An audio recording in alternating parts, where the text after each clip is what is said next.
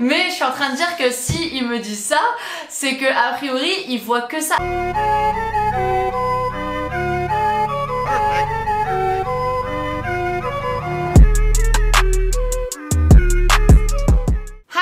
J'espère que vous allez bien. Alors aujourd'hui je vous retrouve pour une vidéo très demandée depuis que j'en ai parlé sur Instagram il y a quelques mois. J'ai été très sollicitée toutes les semaines, je recevais beaucoup de messages pour qu'on vous la fasse. C'est la fameuse vidéo des 100 questions. Alors bon, je vous avais dit 100 questions à l'époque, mais en réalité il y en a un peu plus que ça, il y en a 127, 128, quelque chose comme ça. Alors, dans un premier temps, du coup, donc là j'ai mes petites notes ici, donc forcément, j'ai pas appris toutes les questions par cœur.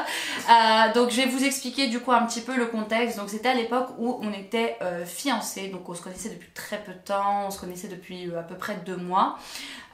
Et du coup on avait décidé de se marier et il y avait pas mal de personnes de mon entourage, tout ça, qui me disaient mais t'es sûre, tu les connais pas si bien que ça, est-ce que tu vas pas te retrouver à faire un mauvais choix, etc.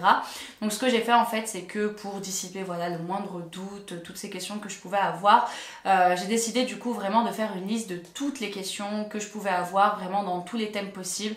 J'ai essayé de pas me mettre de tabou, j'ai essayé de pas me mettre de questions qui étaient hors limite ou quoi que ce soit. J'ai vraiment essayé de tout demander dans tous les domaines.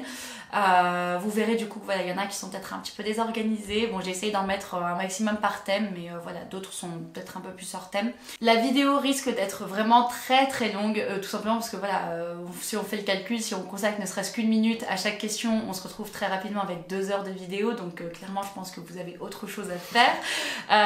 Donc c'est pour ça qu'on va pas forcément détailler toutes les questions, on va essayer de passer le plus vite possible. Après on s'exprimera si jamais on a quelque chose de particulier à dire dessus. Mais sinon en dehors de ça, on va essayer d'aller assez rapidement. Donc on est croyant, donc c'est la raison pour laquelle certaines de ces questions vont être orientées, mais c'est loin d'être toutes les questions, donc si vous n'êtes pas croyant, vous allez quand même pouvoir adapter. Autre chose très importante, vraiment faites en sorte de demander à votre partenaire, fiancé, copain, ce que vous voulez, de détailler un maximum. Évitez vraiment les réponses type oui, non, type réponse courte, tout ça. Demandez-lui vraiment de développer un maximum ses réponses, de faire en sorte qu'il puisse vous donner un maximum d'informations, un maximum d'éléments de réponse pour que vous puissiez vraiment réussir à cerner son caractère.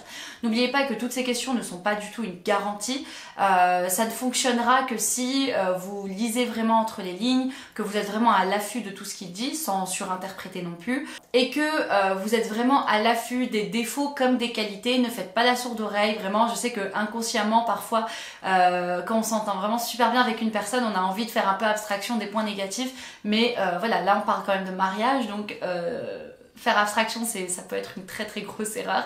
N'oubliez pas que ici, le but c'est pas de faire un interrogatoire en fait. Le but c'est pas d'être là, d'interroger et de voir si la personne est bien, parce qu'au final, personne n'est bien ou mauvais en réalité. La question ça va être la compatibilité. Donc nous, ce qu'on avait fait, c'est que je lui posais les questions, il répondait et j'y répondais à mon tour. Et l'objectif c'était vraiment de voir si on était compatible ou pas.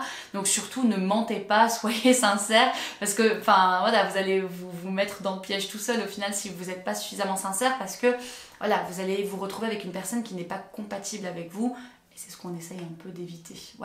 Donc je tiens à préciser que c'est nos questions, que c'est notre manière de faire. On n'a jamais dit que c'était la manière universelle de faire des choses. Donc ce genre de commentaires, abstenez-vous. Je précise aussi qu'il n'a pas entendu ces questions depuis du coup la première fois où je les lui ai posées, c'était en février. Un an et demi, c'est ça, février 2017, donc ça fait bien 1 an et demi, donc il va les redécouvrir du coup avec vous. Dernière petite chose, après je passe aux questions. Alors pour ce qui est des questions liées à l'intimité, bon par pudeur je les évoquerai pas, mais c'est des questions qui sont importantes, donc vous allez devoir les évoquer à un moment ou à un autre. Vraiment ne les zappez pas, c'est important. Encore une fois, on est dans une question de mariage ici. Alors, quelle est ta conception du mariage? As-tu déjà été mariée? Quelles sont tes attentes du mariage? Quel est le rôle d'un mari? Quel est le rôle d'une épouse? Donc là, ça va vraiment vous permettre de voir si vous avez la même conception, la même vision des choses. Quels sont pour toi les meilleurs moyens d'entretenir son mariage? Pourquoi veux-tu te marier? Alors cette question, je la trouve hyper importante et intéressante, parce que quand on entend les raisons de vouloir se marier de certains, ça donne vraiment pas envie de se marier avec eux, donc je trouve que c'est une question importante. Et puis même, ça permet aussi de voir ce que chacun va rechercher à travers le mariage, et voir si vous recherchez la même chose. Exactement. Quelle est ta définition de l'infidélité? Alors honnêtement, ce qui est génial, c'est qu'on est vraiment sur la même longueur d'onde. Voilà, on est à peu près de la même génération et surtout, je pense qu'on a pris le bon de notre génération. On n'est pas non plus, voilà. Mais c'est vrai qu'aujourd'hui, voilà, on est en 2019. Je vois que les conceptions des choses commencent à partir un peu en cacahuète, un peu à droite et à gauche. Donc c'est une question qui est importante de poser. Alors, quels sont tes objectifs dans la vie à court et à long terme? Alors les mariages d'amour c'est bien, c'est important, mais l'amour ça va pas vous permettre de bien vous entendre au quotidien, ça va pas suffire à bien vous entendre au quotidien et aller dans la même direction. Donc le fait de demander à la personne quels sont ses objectifs, comment il envisage sa vie, bah forcément voilà, ça va vous éviter ensuite des mauvaises surprises. Ça permet de voir au final si vous pouvez avoir un objectif commun, aller vers le même sens dans la vie, ou alors si chacun va être là, courir après ses objectifs et quoi, vous allez vous retrouver à avoir un semblant de vie commune. Ouais, n'oubliez pas que le statut social va pas non plus vous garantir la bonne entente au quotidien. Détermine 3 choses que tu voudrais accomplir dans un futur proche. Détermine 3 choses que tu voudrais accomplir sur le long terme. Pourquoi m'as-tu choisi? Alors, cette question pour moi, elle était ultra importante. Parce qu'en fait, en tant que fille voilée, truc là. Malheureusement, j'ai eu beaucoup de mauvaises expériences entre guillemets dans le sens où avec beaucoup de personnes, c'est tout ce qu'ils voient. C'est-à-dire qu'en fait, il y a des personnes, quand ils me regardent, c'est tout ce qu'ils voient. Ils voient un bout de tissu, ils voient mon voile. Et ils me réduisent du coup à ça. Et c'est vrai que bah, du coup, au niveau du mariage, c'est à peu près la même chose parce que voilà, moi, s'il m'avait dit, enfin, si je lui avais demandé pourquoi est-ce que tu m'as choisi et que sa réponse avait été parce que t'es une fille bien, parce que t'es voilée, clairement, ça aurait été next tout de suite parce que, non pas qu'il y ait quelque chose de mal avec le fait d'être une fille bien, non, c'est important, c'est pas ce que je dis. Mais je suis en train de dire que si il me dit ça, c'est que a priori il voit que ça et je suis beaucoup plus que ça hein, au final. Ça va, tu vas t'en remettre. Enfin, je suis beaucoup plus que ça et s'il me réduit à ça, c'est clairement que bah on n'a rien à faire ensemble. Donc pour moi c'était une question importante. J'ai rien contre le fait d'être une fille bien. Non, je veux dire c'est important d'être. Non, enfin bon, bref. Voilà, tout ça pour dire que je veux pas qu'on me réduise à ça. Quel est actuellement le rôle de la religion dans ta vie? Comment conçois-tu un mariage islamique? Bon après, catholique, juif, ce que vous voulez. Quelles sont, religieusement parlant, tes attentes envers ton épouse? Quelle est ta relation avec la communauté islamique de ta région? Fais-tu du bénévolat dans des activités islamiques? Ou catholique, ou israélite, ou bouddhiste, ou pas. Voilà, ce que vous voulez. Du point de vue spirituel, que pourras-tu offrir à ton époux, ton épouse? Donc là, c'est l'occasion de discuter un petit peu sur le plan voilà, religieux et voir un petit peu ce qu'on peut s'apporter, comment est-ce qu'on peut s'élever ensemble. Quelle est ta relation avec ta famille?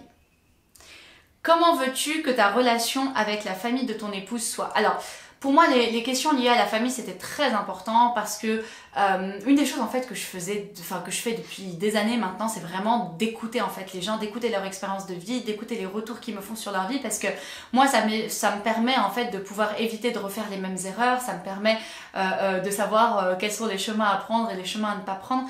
Et c'est vrai que bah voilà, souvent pour ce qui est du mariage, j'ai entendu beaucoup de négatifs pour ce qui était de la belle famille. C'est quelque chose que j'appréhendais beaucoup. Vraiment beaucoup.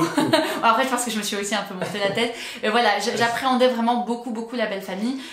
Et notamment bah, les belles familles qui sont vraiment intrusives, qui se rentrent dans les décisions du couple, les belles familles qui, comment dire, vraiment prennent le dessus sur les décisions qu'on peut prendre à deux, etc. Donc c'était hyper important pour moi de lui poser ces questions-là parce que c'est quelque chose avec lequel je ne suis absolument pas d'accord, quelque chose que je n'accepte absolument pas. Donc voilà, et aujourd'hui, bah, ce qui est génial, c'est qu'on s'entend extrêmement bien et on est vraiment dans une relation de conseil, c'est-à-dire que voilà, sa mère me conseille, ma mère le conseille, mais ils comprennent bien que c'est à nous de prendre nos décisions au final, quoi. C'est un peu des consultants. C'est ça. Ouais. Bah, parce que bah on va pas se mentir, hein, ils ont plus d'expérience de vie que nous, donc les choses sur lesquelles nous on est peu expérimentés, c'est vrai qu'on est très enclin à aller leur voilà, poser des questions, demander conseil. En fait, il faut garder vraiment une oreille attentive et capitaliser dessus en fait. Comment veux-tu que la relation avec la famille de ton épouse soit? Comment veux-tu que la relation de ton épouse avec la famille soit? Y a-t-il maintenant quelqu'un de ta famille qui vit avec toi? Pareil, franchement, je sais qu'il y a beaucoup de ces questions qui vont vous paraître un peu bizarres, qui vont vous paraître trop poussées, vous vous dites franchement, je vais pas lui demander ça, machin. Mais je vous assure, enfin, le nombre de mauvaises surprises que vous pouvez avoir après le mariage, au final, ça vous coûte rien, c'est qu'une question. Et ça vous permet de savoir à quoi vous en tenir. Et puis surtout, c'est aussi même un engagement de la personne parce que vous en avez déjà discuté avant le mariage, donc la personne ne peut pas vous dire ouais, mais non, moi, ça a toujours été prévu de cette manière-là, etc.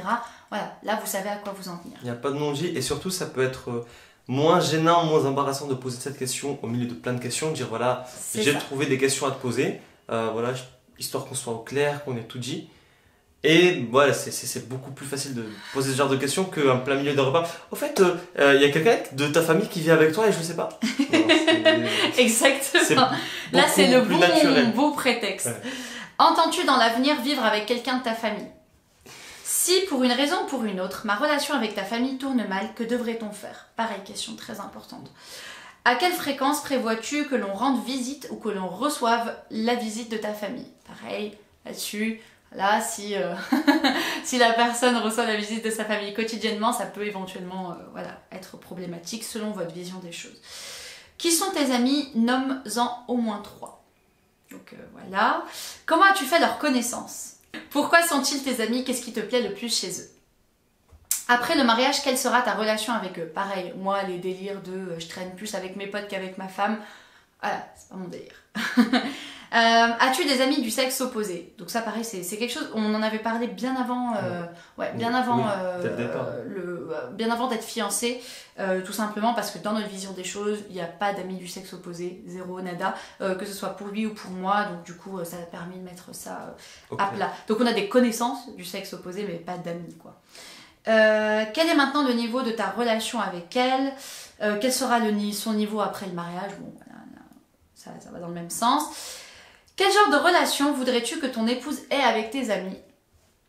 Que fais-tu durant ton temps libre? Alors ça pour moi c'est aussi une question importante parce que forcément ça va montrer, voilà, est-ce que vous allez pouvoir vous entendre au quotidien? Est-ce que vous avez la même vision des choses? C'est vrai que moi s'il m'avait dit, voilà, je rentre le soir, je me pose devant Énergie 12, non pas que j'ai quoi que ce soit, hein, vraiment si c'est votre cas, faites ce que vous voulez, mais moi en tout cas c'est pas ma vision des choses, donc ça nous a permis vraiment de pouvoir discuter un petit peu de notre manière de passer notre temps au quotidien et voir si on était compatibles là-dessus. Puis ça permet aussi de pouvoir trouver du temps à deux au final, parce que si tu avais un passe-temps très prenant qui prenait tout ton temps libre. C'est ça. On n'aurait pas plus. Exactement. Et comme du coup, bah voilà, on a les mêmes manières de passer notre temps libre et que les choses qui diffèrent, bah c'est des choses qu'on peut aussi partager. Au final, on passe énormément de temps ensemble, donc ça c'est top. Comment passes-tu tes week-ends? Pareil, moi j'envisage pas de passer les week-ends à se reposer de la semaine, quoi. C'est pas ma vision des choses. Veux-tu des animaux de compagnie? Alors, bon, ça c'est une question, comme je vous l'ai dit, hein, des fois il y a des questions comme ça, hop, random, comme elles me viennent à l'esprit. Tout simplement parce que voilà, s'il m'avait dit, moi je veux un chien par exemple, ça aurait posé problème. T'inquiète, j'aurai une panthère. Il y aura une panthère? Oui, c'est vrai, il m'a dit une panthère. Aimes-tu recevoir chez toi des invités pour te distraire? Pareil, voilà, pour te distraire. C'est vrai que je l'ai mal posé. On dirait pas qu'ils te font un spectacle, genre. On dirait des bouffons. Invité, danse. Dansez pour moi. Vous aurez quelques deniers. Non mais c'est vrai qu'il y a certaines personnes voilà, qui aiment bien passer leur temps libre, se détendre, tout ça avec des invités, enfin voilà, en ramenant des amis, de la famille, ce genre de choses. Donc voilà, pareil, c'est quelque chose à discuter aussi. Qu'attends-tu de ton épouse lorsque tes amis viennent vous rendre visite? Est-ce que vous attendez à ce qu'elle vienne? Est-ce qu'elle discute avec vos amis? Est-ce qu'elle elle participe à la conversation? Est-ce que vous vous attendez à ce qu'elle reste dans son coin? Voilà, c'est une question qui se pose aussi. C'est vrai que moi, voilà, quand je reçois des copines à la maison, Bilal ne reste pas à la maison. On n'a jamais reçu des copains à toi, par contre, à la maison. Bon, ça aurait été plus problématique que je m'en aille. Bah, t'aurais pu aller voir. Oui, j'aurais pu aller chez ma mère, c'est vrai. Mais voilà, c'est une question aussi qui peut se poser. Voyages-tu? Ça pareil, c'est une question très importante pour moi parce que le voyage c'est la vie, c'est ma grande passion, c'est ce que j'aime le plus.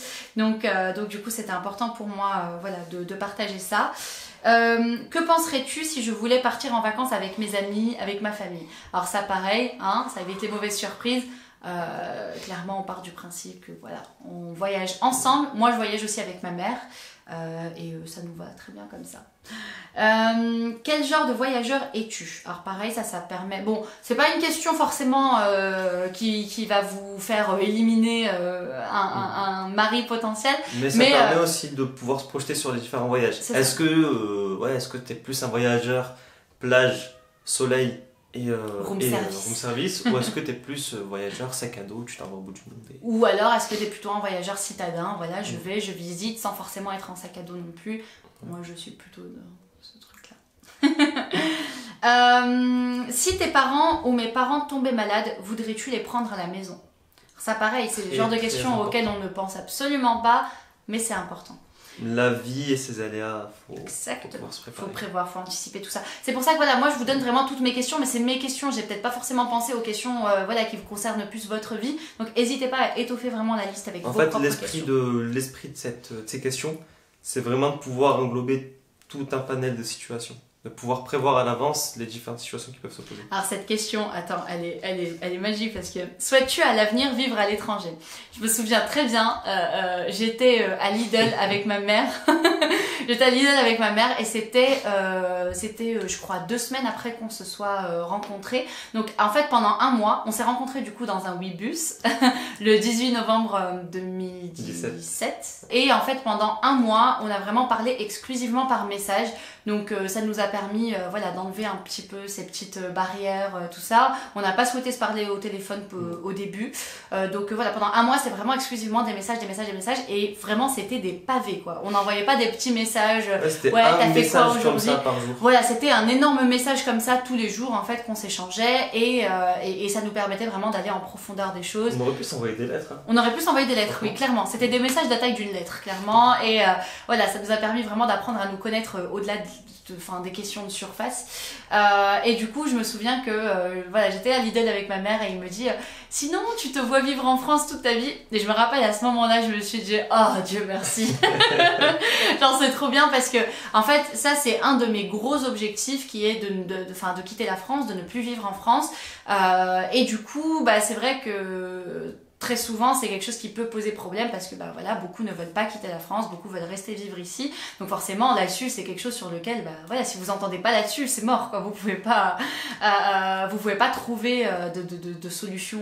Il n'y a pas forcément de terrain d'entente. Voilà, il n'y a pas forcément de terrain d'entente possible, donc ça risque d'être un peu compliqué, à moins que vous fassiez peut-être moitié de l'année, mais bon, ça c'est compliqué à faire. Après, tu veux pas couper la part en deux. Tu veux rester en France, tu veux vivre en Chine, on va s'installer en Hongrie. Voilà, c'est compliqué. Exactement, donc c'est vrai que voilà, le fait qu'il me pose la question, j'étais trop contente parce que je me disais, voilà, on s'entend bien là-dessus, c'est super. Alors, lis-tu? Bon, pour moi, c'est pas parce que vous lisez pas qu'il faut pas poser la question, parce que ça permet aussi, voilà, de cerner la personne, de voir un petit peu quel genre de passe-temps elle peut avoir. Autre question, c'est que lis-tu? Pareil, ça permet voilà, de voir un petit peu voilà, comment la personne passe son temps et comment, qu'est-ce qu'elle aime dans la vie, tout simplement, apprendre à la connaître. Est-ce que c'est quelqu'un qui aime s'instruire, qui aime apprendre, qui aime... C'est ça. Ça permet de... En fait, il y a plusieurs questions englobées dans cette question-là. Exactement. Es-tu affectueux, romantique? Donc pareil, voilà, si c'est un critère qui est important pour vous, ça peut être sympa de poser la question.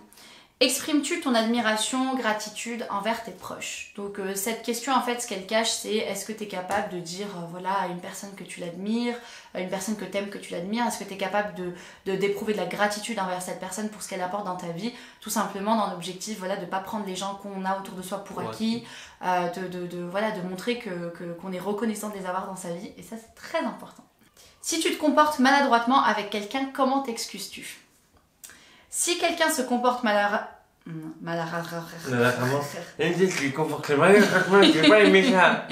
Si quelqu'un se comporte maladroitement avec toi, comment voudrais-tu qu'il s'excuse?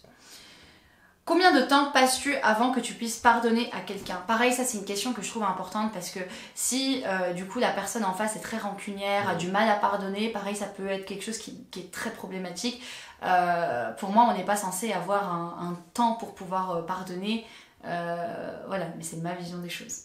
Comment prends-tu les décisions importantes ou moins importantes dans ta vie? Donc voilà, qui vous explique un petit peu, enfin qu'il ou elle, hein, je précise, je sais qu'il y a des hommes aussi qui regardent. C'est vrai que tu dis il depuis tout à l'heure. Oui, je dis il parce que c'est les questions que je lui ai posées, mais après voilà, évidemment ça marche aussi pour les femmes. Donc voilà, ça permet aussi de voir un petit peu quel est le processus de décision de la personne. Profères-tu des jurons chez toi, en public, avec la famille? Alors, pareil, en fait, cette question pour moi, elle est très significative parce que, comme je vous l'ai dit, le but c'est pas de voir est-ce que la personne est bien. Le but c'est aussi de montrer à la personne, voilà, qui vous êtes, de la préparer aussi à ce que vous êtes, etc. Donc là, par exemple, c'est une question qui ne me mettait absolument pas à mon avantage parce que la réponse c'est oui. Malheureusement pour moi, c'est un gros défaut que j'ai. Je dis des gros mots parfois.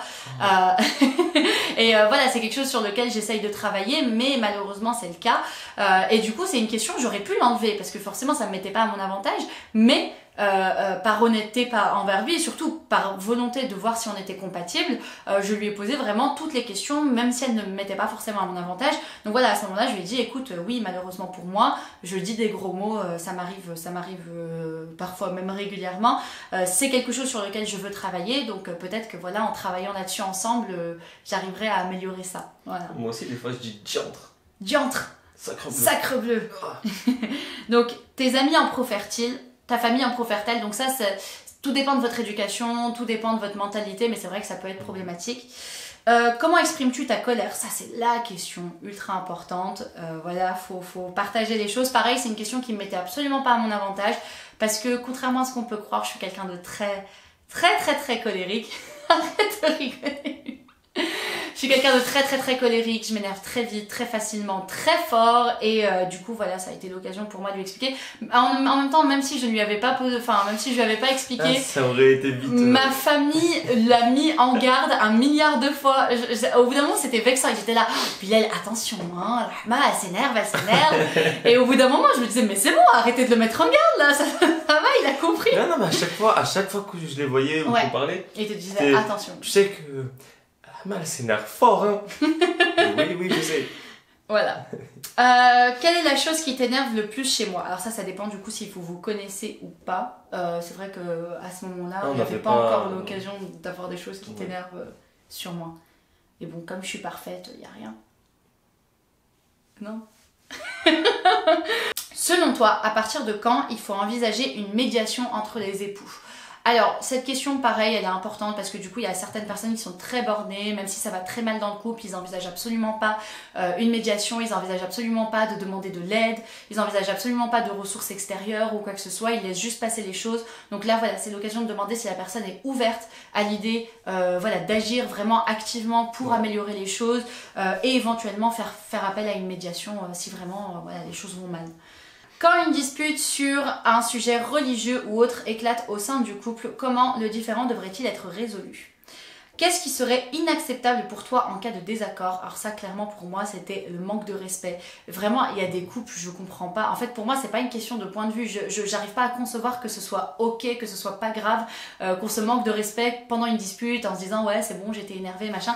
Pour moi, en fait, c'est un truc que ma mère me répète depuis toute petite. Elle me dit les mots, tu peux pas les reprendre. Donc à partir du moment où vraiment t'as manqué de respect et t'as humilié ou t'as blessé la personne, c'est des mots que tu pourras jamais reprendre de ta vie. Donc clairement, le truc sur lequel jamais de la vie ça pourrait être acceptable, c'est vraiment le manque de respect, quoi.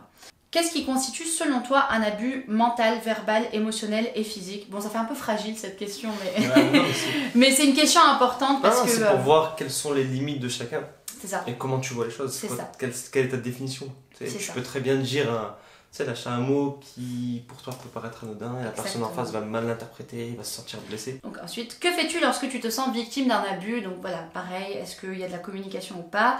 À qui demanderas-tu de l'aide le cas échéant? Souffres-tu d'une maladie chronique quelconque? Pareil, là c'est le moment d'ouvrir son sac, de balancer un petit peu tout ce qu'on a à dire parce que le mariage c'est dans la santé, dans la maladie, mais il faut aussi, si jamais la maladie est déjà présente, je trouve que c'est correct vraiment d'en parler à son conjoint pour savoir à quoi se préparer. Et que la personne ait du mal à l'accepter en face ne veut pas forcément dire que c'est une mauvaise personne, c'est juste qu'on n'a pas tous la même force et que pour certains vraiment, moi je sais que par exemple quand je vois des mamans qui ont des enfants en situation de handicap, pour moi c'est des héroïnes quoi. Je me dis mais comment elles font. Bon après je sais que voilà, forcément par la force des choses, hein, mais je sais qu'il y a des maladies sur lesquelles moi j'aurais beaucoup de mal à le vivre, et voilà, ça veut pas forcément dire que la personne est une mauvaise personne en face, ça veut juste dire qu'elle se sent pas assez forte pour pouvoir vous épauler en fait, c'est tout simplement ça. Et ça permet de s'éviter des déconvenus. Si par exemple vous avez une maladie chronique, que vous la cachez, et au moment où vous vous mariez, vous avez la personne en face qui est pas assez présente, qui est pas assez à l'écoute, vous allez mal le vivre, ouais, exactement. Je t'ai coupé. Non, je vois pas quoi. Non, ça va. Oui, Enfin, je vois que ma gorge est desséchée. Vas-y. Avant le mariage, entends-tu passer un examen médical? Quels sont selon toi les éléments de la bonne santé et de la bonne alimentation? Alors là-dessus c'était hyper important parce que du coup Bilal en fait il est dans une démarche depuis qu'il est tout petit, forcément parce qu'il a grandi dans un environnement où la santé était prise très très au sérieux, l'alimentation était prise très très au sérieux. Moi c'était pas mon cas, mais du coup au moment où je l'ai rencontré c'était le cas. J'avais commencé tout mon cheminement, j'étais végane depuis 2 semaines je crois, Ouais, au moment où je t'ai rencontré. 2 semaines à moi. Voilà c'est ça. Un peu moins d'un mois je crois. Exactement, et du coup voilà, j'étais dans ce cheminement là. Non, donc, attends. non, c'était 2 semaines après. Non, c'est ça. On s'est rencontrés, t'es devenue végane juste après. Voilà, c'est ça, on s'est rencontrés, je suis devenue végane 2 semaines après, ouais, exactement, c'est ça. Comment prends-tu soin de ta santé et de ton alimentation? Quelle est ta définition de la richesse? Ça, voilà, c'est vrai qu'il peut y avoir 4 milliards de réponses là-dessus, ça vous permettra aussi, pareil, de cerner la personne. Il n'y a pas une réponse de juste, c'est vraiment un point de vue. Exactement. Qui peut évoluer aussi avec le temps, donc c'est... Il y a pas mal de ces questions en fait qui doivent parfois être reposées à travers le temps. C'est-à-dire que même si ça aboutit à un mariage sur lequel vous étiez tout à fait d'accord au départ, avec le temps les points de vue peuvent évoluer, donc ça peut être bien de refaire le point parfois. Comment dépenses-tu ton argent? Utilises-tu actuellement un budget pour gérer tes comptes?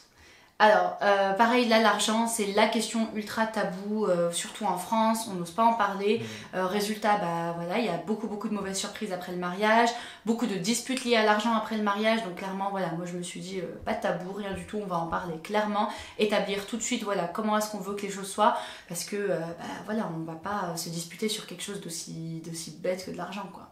Alors, comment économises-tu ton argent? Bon, je suis désolée, les différences de luminosité vont se faire sentir là dans la vidéo, mais du coup, le soleil arrête pas de se lever, se coucher, se lever, se coucher depuis tout à l'heure. Oui, les nuages, bon, bref, c'est pas grave. Alors, donc comment économises-tu ton argent? Es-tu à l'aise avec le fait d'emprunter de l'argent? Donc pareil, ça c'est quelque chose qui peut vous éviter aussi beaucoup de déconvenus. Si c'est une personne qui a tendance voilà, à emprunter souvent de l'argent, si c'est une personne qui a tendance à... par exemple, moi même les paiements en plusieurs fois, c'est quelque chose que j'accepte pas. Donc pareil, on a eu l'occasion d'en parler. Te décrirais-tu comme dépensier, radin? Alors franchement, quand j'étais plus jeune, en fait, je comprenais pas les gens qui se séparaient parce que l'autre personne était radine. Mais aujourd'hui, je comprends largement mieux. C'est juste que c'est quelque chose qui est... Enfin, même si on n'est pas là à vouloir l'argent de l'autre, c'est quelque chose qui est très dur à vivre au quotidien parce que ça touche à tout, en fait, ça impacte tout. Même si on gagne son propre argent, la radinerie de l'autre peut vraiment avoir un impact sur nous. Donc voilà, c'est une question à poser. Penses-tu me consulter pour tous les gros achats, même si tu les fais avec ton argent? Pareil, en fait, pour moi, voilà, soit on conçoit qu'on est un foyer, qu'on est une entité unique et une équipe, soit on considère que c'est chacun de son côté, même si on est dans un même foyer, voilà, c'est mon argent, t'as rien à me dire. Voilà, moi c'est absolument pas mon point de vue, donc quand je dois faire un gros achat, quand je dois faire, peu importe ce que je dois acheter, bon si c'est de la farine je te consulterai pas là-dessus, hein, mais voilà, si je vais acheter 3 tonnes de farine, c'est vrai qu'il faut.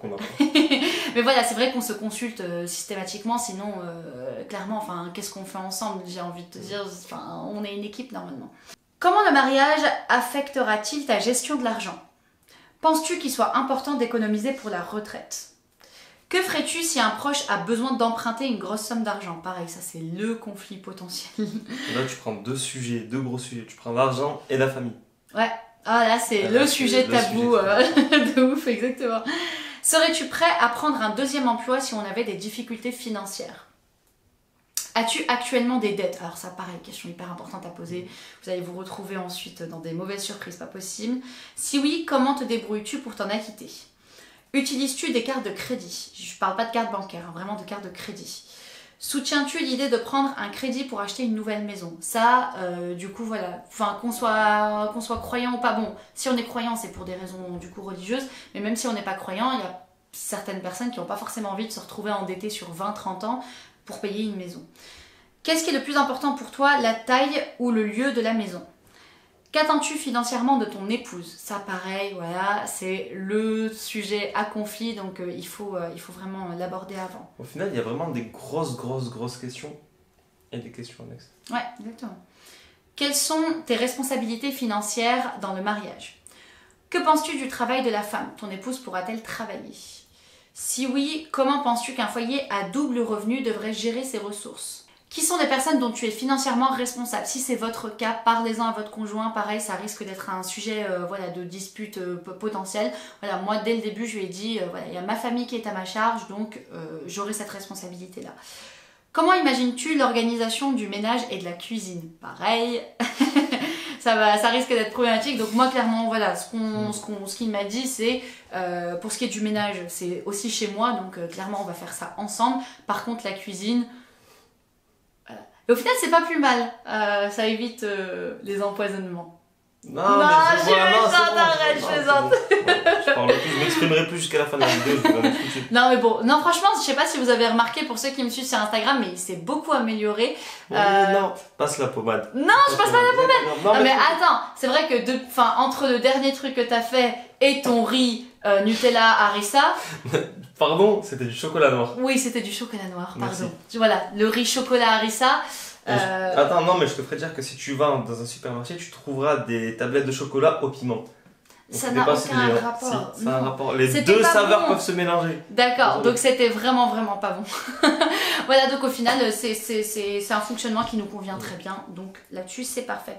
Es-tu maniaque ou désordonné? Donc pareil, là, ça a été l'occasion pour moi de lui faire comprendre que j'étais minimaliste et que du coup, le foyer devait être géré d'une certaine manière, tout simplement parce que pour moi, pour qu'un foyer soit fluide, pour qu'un foyer soit bien organisé, pour qu'on passe pas notre vie à faire le ménage au lieu de profiter de notre vie à deux, pour moi, voilà, le minimalisme, c'est une composante à part entière. Donc voilà, ça a été un des points que j'ai pu aborder. Sinon, en termes de ménage, je trouve qu'on a à peu près le même niveau d'exigence, ouais, tout à fait.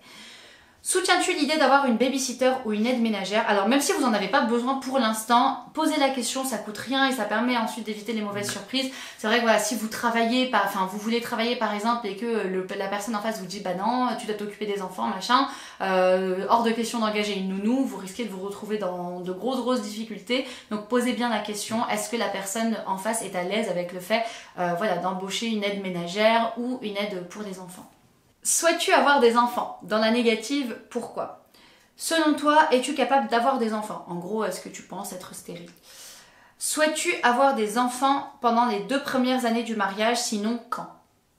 Combien d'enfants veux-tu? Combien d'écarts souhaites-tu mettre entre eux? Pareil, ça peut être vraiment un sujet de désaccord parce que voilà, si lui veut absolument les rapprocher et que vous, vous envisagez pas de faire des enfants aussi proches, ça peut vraiment poser problème. Qu'es-tu prêt à faire si nous ne réussissons pas naturellement? Que penses-tu de l'adoption? Quelle valeur veux-tu transmettre à tes enfants? Comment leur inculquer de la discipline? Vraiment, la question des enfants, ne soyez pas dans le délire, c'est tout beau, c'est tout rose, on est amoureux, tout ça. Vraiment, posez la question de l'éducation des enfants de manière générale, parce que voilà, c'est vraiment quelque chose qui risque de vous poursuivre jusqu'à la fin de votre vie. Et c'est vrai que ne pas être d'accord sur l'éducation des enfants, ça peut vraiment être très problématique. Ça peut venir mettre des problèmes, mais vous n'avez pas au départ. Vous pouvez très bien vous entendre sur tous les points. Et l'éducation des enfants va venir mettre des tensions, des conflits. Donc ouais, il faut être clair dès le départ. Non mais surtout que voilà, ça peut être vraiment un truc sans fin au final. Parce que si on n'est pas d'accord, qu'est-ce qu'on fait? On peut pas les mettre en pause quoi, les enfants. On va leur dire arrêtez de grandir le temps qu'on trouve une solution. Alors, comment leur inculquer de la discipline? À quel point veux-tu impliquer les grands-parents dans leur éducation? Qui aura le dernier mot? Pareil, voilà, dans l'idée d'avoir des grands-parents envahissants ou pas. Donc la maman de Bilal est assistante maternelle, c'est ça qu'on dit? Voilà. Elle est assistante maternelle, donc en termes d'éducation, du coup forcément, elle a beaucoup d'expérience et elle a une vision en fait de la parentalité et de l'éducation que j'aime beaucoup et que je partage. Donc c'est vrai que voilà, Bilal forcément aimerait bien qu'elle partage sa sagesse avec nous, ce qui est top. Et voilà, la deuxième partie de la question, importante quand même, qui aura le dernier mot? Voilà, savoir si vraiment les parents enfin les grands-parents, pardon, vont avoir leur mot à dire au final. Ça, c'est une question qui peut être très importante dans certaines cultures où le grand-père, la grand-mère sont vus comme les patriarches, comme les anciens, et c'est eux qui ont le dernier mot dans énormément de cas. Donc c'est une question qui pourra paraître plus importante pour certains que pour d'autres, mais elle doit être posée quoi qu'il arrive. Que penses-tu de l'avortement? As-tu actuellement des enfants? Quelle est actuellement ta relation avec tes enfants? Quelle est ta relation avec leur père, mère? À quelle relation t'attends-tu entre ton épouse et tes enfants et leur père, mère? Voilà, bon, c'est pas notre cas, mais forcément, c'est des questions qui doivent être posées. Quelle est la meilleure méthode pour élever les enfants? Pareil, c'est l'occasion vraiment d'en discuter. Essayez de ne pas être trop utopiste non plus. Hein, vraiment, essayer de parler de la manière la plus réaliste possible. J'avais une copine voilà, avec qui il parlait du coup mariage avec son copain. Et vraiment, les trucs qui se disaient étaient d'une utopie. C'était voilà, c'était évident que ça allait pas se terminer comme ça. Mais bon, voilà. Quelle est la meilleure méthode pour les corriger? Pareil, ça peut être un gros point de désaccord. Comment as-tu été élevé? Comment as-tu été corrigé? Ou puni, enfin voilà, je sais que corriger pour certains ça peut être peut-être un mot un peu violent. Voilà, comment est-ce qu'ils ont été punis, disciplinés, ce que vous voulez. Crois-tu qu'il faudrait fesser les enfants, dans quelles circonstances? Pareil, c'est l'occasion de voir si on est sur la même longueur d'onde. Crois-tu qu'il faudrait les inscrire dans des écoles publiques? Alors, cette question, on a passé pas mal de temps dessus, je me souviens, on en a beaucoup parlé parce qu'en fait, ni l'un ni l'autre n'avions une idée arrêtée. Par contre, du coup, ce que j'ai fait, c'est vraiment que j'ai écouté ces arguments, c'est-à-dire qu'est-ce qui le faisait hésiter, qu'est-ce qui faisait qu'il n'était pas sûr pour ça et pour ça. Et au final, c'était pareil pour les deux. Ouais. C'est-à-dire que les raisons pour lesquelles éventuellement il les mettrait en école publique, bah, c'était les mêmes que les miennes. Et les raisons pour lesquelles éventuellement il les mettrait en école privée, c'était aussi les mêmes que les miennes. Donc au final, voilà, je me suis dit, même si là, pour l'instant, on n'a pas forcément déterminer le truc, bah voilà, a priori on se dirige vers la même décision parce qu'on a la même vision des choses là-dessus. Crois-tu qu'il faudrait les inscrire dans des écoles islamiques, musulmanes, catholiques, juives, enfin ce que vous voulez, voilà, si vous êtes religieux, est-ce que vous envisagez du coup de mettre vos enfants dans ce genre d'école? Que penses-tu de l'école à la maison? Ça pareil du coup, voilà, on en a beaucoup parlé et c'est quelque chose qui nous intéresse énormément. C'est vrai que ça nous intéressait d'autant plus à l'époque où du coup on était encore dans l'idée de rester ici un certain temps. Maintenant qu'on envisage de déménager en Turquie, on envisage aussi du coup de mettre nos enfants, enfin nos futurs enfants, si Dieu le veut, à l'école. Donc voilà, c'est une question qui s'est posée. Quel genre de relation tes enfants devraient-ils avoir avec leurs amis non musulmans? Pareil, ça permet de voir en fait si la personne en face voilà, est totalement fermée à l'idée est un peu communautariste, voilà, ne veut que ses enfants traînent que avec des personnes voilà, de sa communauté, ce genre de choses. Bon, clairement, nous, c'est absolument pas notre cas, clairement. Enverras-tu les enfants rendre visite à leur famille étendue s'ils vivent dans une autre région ou un autre pays? Alors ça, pareil, on avait discuté un petit peu. Moi, j'ai que ma grand-mère, du coup, qui est en Tunisie, donc clairement, voilà, si Dieu le veut et si elle est toujours avec nous, clairement, j'aimerais beaucoup qu'ils y aillent. Toi, de ton côté, il y a un peu, enfin, ta famille est un peu plus en France, du coup, si j'ai bien compris. La famille directe, oui. Après, j'ai beaucoup. Oui, voilà. Donc, pareil, c'est une question qu'il faut envisager. Quel genre de relation voudrais-tu que les enfants aient avec tous leurs grands-parents? Si des membres de ma famille sont non musulmans ou appartiennent à une ethnie ou une culture différente, quel genre de relation voudrais-tu entretenir avec eux? Ces questions prévoient même le racisme.